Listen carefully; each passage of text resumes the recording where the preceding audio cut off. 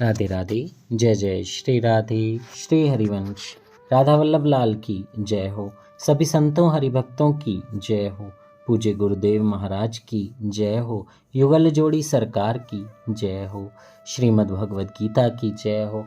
भगवान श्री कृष्ण की जय हो। जय श्री राधे। बहुत बहुत स्वागत है आपका हमारे चैनल में। हम श्रीमद् भगवद गीता के 6ठे अध्याय के श्लोकों का श्रवण कर रहे हैं। हमने कल तक 19 श्लोकों का श्रवण कर लिया था।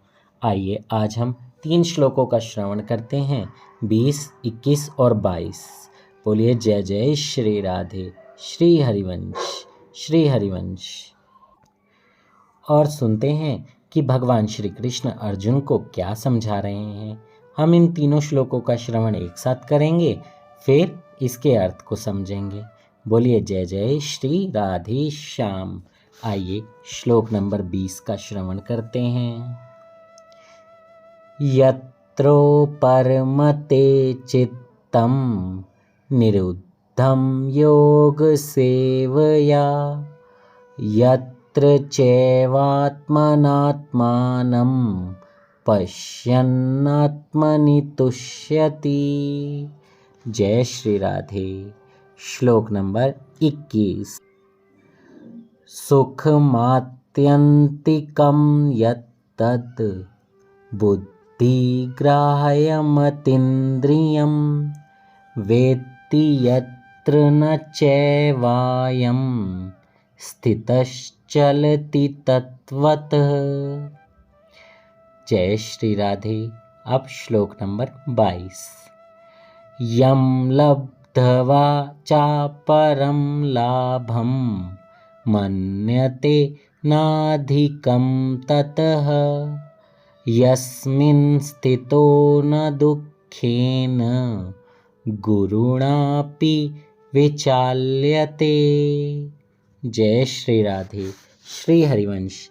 आइए अब इन तीनों श्लोकों का अर्थ समझते हैं कि भगवान श्री कृष्ण अर्जुन को क्या कहना चाह रहे हैं।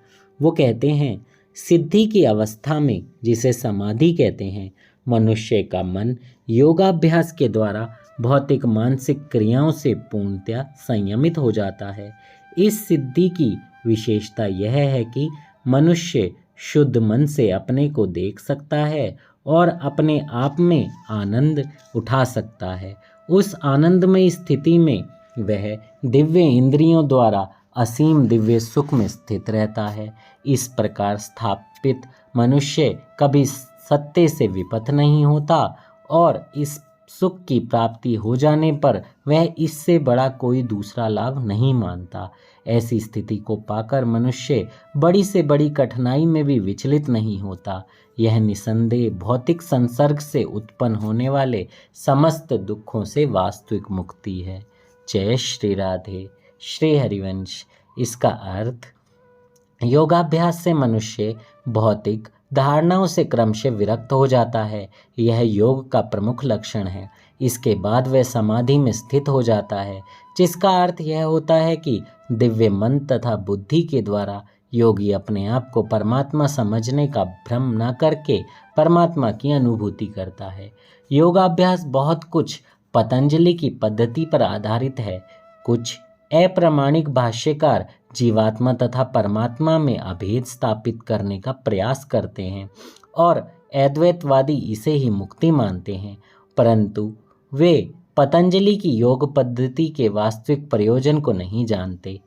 पतंजलि पद्धति में दिव्य आनंद को स्वीकार किया गया है, किंतु अद्वैतवादी इस दिव्य आनंद को स्वीकार नहीं करते, क्योंकि उन्हें भ्रम है कि इससे कहीं उनके अद्वैतवाद में बाधा न उपस्थित हो जाए।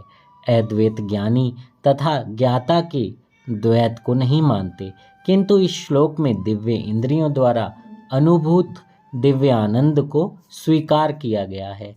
इसकी पुष्टि योग पद्धति के विख्यात व्याख्याता पतंजलि मुनि ने भी की है। यह चित्त शक्ति या अंतरंगा शक्ति दिव्य है। पुरुषार्थ का तात्पर्य धर्म, अर्थ, काम तथा अंत में परब्रह्म से तदात्म या मोक्ष है। अद्वैतवादी परब्रह्म से इस तदात्म को केवलम कहते हैं, किंतु पतंजलि के अनुसार केवलम वह अंतरंगा या दिव्य शक्ति है जिसे जीवात्मा अपनी स्वाभाविक स्थिति से अवगत होता है। भगवान चैतन्य के शब्दों में यह अवस्था चैतोद पर्ण मार्जनम अर्थात मन रूपी मलिन दर्पण का मार्जन है। यह मार्जन वास्तव में मुक्ति है। प्रारंभिक निर्वाण सिद्धांत भी इस नियम के समान है। भागवत में इसे स्वरूपेण व्यवस्थिति कहा गया है। भगवत गीता के इस श्लोक में भी इसी की पुष्टि की गई है। निर्वाण के बाद आध्यात्मिक कार्यकलापों की या भगवत भक्ति की अभिव्यक्ति होती है, जिसे कृष्ण भावना अमृत कहते हैं। भगवान के शब्दों में स्वरूपेण व्यवस्थिति जीवात्मा का वास्तविक जीवन यही है। भौतिक दूषण से आध्यात्मिक जीवन के कल्मश युक्त होने की अवस्था माया है। इस भौतिक दूषण से मुक्ति का अभिप्राय जीवात्मा की मूल दिव्य स्थिति का विनाश नहीं है। पतंजलि भी इसकी पुष्टि इन शब्दों से करते हैं। यह चित्त शक्ति या दिव्य आनंद ही वास्तविक जीवन है। इसका अनुमोदन वेदांत सूत्र में भी किया गया है और कहा गया है, यह चित्त शक्ति ही योग का परम लक्ष्य है और भक्ति योग द्वारा इसे सरलता से प्राप्त किया जाता है। भक्ति योग का विस्तृत विवरण 7वें अध्याय में किया जाएगा। इस अध्याय में वर्णित योग पद्धति के अनुसार समाधियां 2 प्रकार की होती हैं। पहली संप्रज्ञात और दूसरी असंप्रज्ञात समाधियां। जब मनुष्य विभिन्न दार्शनिक शोधों के द्वारा दिव्य स्थिति को प्राप्त होता है तो कहा जाता है कि उसे संप्रज्ञात समाधि प्राप्त हुई है।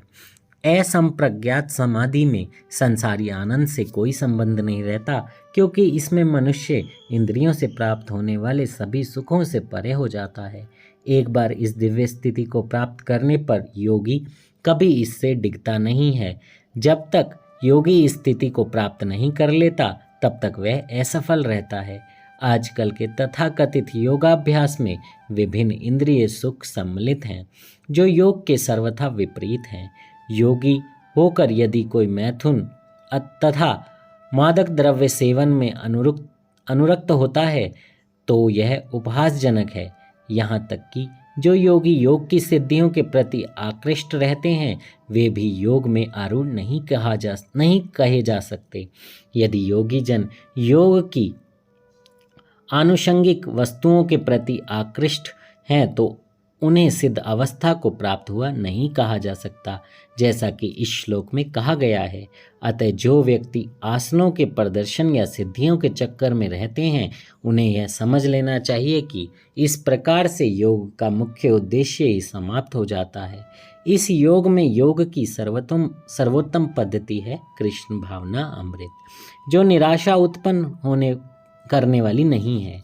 एक कृष्ण भावना भावित व्यक्ति अपने धर्म में इतना सुखी रहता है कि उसे किसी अन्य सुख की आकांक्षा ही नहीं रहती। इस दंभ प्रधान युग में हठ योग, ध्यान योग, ज्ञान योग का अभ्यास करते हुए अनेक अवरोध आ सकते हैं, किंतु कर्म योग या भक्ति योग के पालन में ऐसी समस्याएं नहीं आती हैं। जब तक यह शरीर रहता है तब तक शरीर की आवश्यकताओं आहार, निद्रा, भय तथा मैथुन को पूरा करना होता है, किंतु जो व्यक्ति शुद्ध भक्ति योग में अथवा कृष्ण भावना अमृत में स्थिर होता है वह शरीर की आवश्यकताओं की पूर्ति करते समय इंद्रियों को उत्तेजित नहीं करता। प्रत्युत वह घाटे के सौदे का सर्वोत्तम उपयोग करके जीवन की न्यूनतम आवश्यकताओं को स्वीकार करता है और कृष्ण भावना अमृत में दिव्य सुख भोगता है। वह दुर्घटनाओं, रोगों, अभावों, यहाँ तक कि अपने प्रियजनों की मृत्यु जैसी आपातकालीन घटनाओं के प्रति भी निरपेक्ष रहता है, किंतु कृष्ण भावना अमृत या भक्ति योग संबंधी अपने कर्मों को पूरा करने में वह सदैव सचेष्ट रहता है। दुर्घटनाएं उसे कर्तव्य पथ से विचलित नहीं करती हैं। जय हो। और भगवत गीता में भी कहा गया है, वह इन प्रासंगिक घटनाओं को सहता है क्योंकि वह भली भांति जानता है कि ये घटनाएं ऐसे ही आती जाती रहती हैं और इनसे उनके कर्तव्य पर कोई प्रभाव नहीं पड़ता। इस प्रकार वह योगाभ्यास में परम सिद्धि प्राप्त करता है। जय श्री राधे। कितना अच्छी तरीके से इसमें समझाया गया है, बताया गया है कि कृष्ण भावना अमृत का जो मार्ग है वो सबसे श्रेष्ठ है, सबसे श्रेष्ठ। जब आप इस मार्ग पर चलते हैं तो भय, डर, घटनाएं, ये सब चीज़ें आपको विचलित नहीं कर पाती, क्योंकि आप प्रभु के मार्ग पर चल रहे हैं। और इस कलयुग में ये तो मृत्यु लोक है, मृत्यु लोक है तो मृत्यु तो होगी ही, आना जाना भी लगा रहेगा। तो ये जो पद्धति है इसमें उसे डर नहीं रहता, क्योंकि उसे पता होता है कि मैं आया हूँ तो मैं जाऊँगा, मेरे घर वाले आए हैं तो जाएंगे। आपने देखा होगा बहुत सारे लोग थोड़ा सा कुछ बीमार भी होने पर बहुत डर जाते हैं कि ओहो अब इसको कुछ हो जाएगा, अब ये ऐसा हो जाएगा, वैसा हो जाएगा। तो इसलिए कहा जाता है कि आप कृष्ण भावना भावित मार्ग पर चलिए, कृष्ण भावना अमृत के पथ पर चलिए। सोचिए नहीं, भगवान को सब कुछ अर्पित करके चलिए। जो ये दुख हैं, ये डर हैं, ये घटनाएं होने का, अपनों के दूर होने का जो गम है वो हमेशा के लिए ख़त्म हो जाएगा और आप भगवान के धाम पहुंच जाएंगे। क्योंकि जो भगवान के बताए मार्ग पर चलते हैं, भगवान उनका हाथ कभी नहीं छोड़ते हैं। बोलिए श्री कृष्ण भगवान की जय हो, श्रीमद् भगवत गीता की जय हो। इसलिए आप अपने जीवन में डेली एक श्लोक कम से कम भगवत गीता का पढ़ें, संतों के चरित्रों का श्रवण करें और भागवत का भी श्रवण करें। जय श्री राधे, श्री हरिवंश, राधा वल्लभ लाल की जय हो। सभी संतों हरि भक्तों की जय हो। हमारे ठाकुर जी महाराज की जय हो। श्लोक कहने में मुझसे कोई त्रुटि हुई हो तो मुझे क्षमा कीजिएगा। जय श्री राधे, श्री हरिवंश।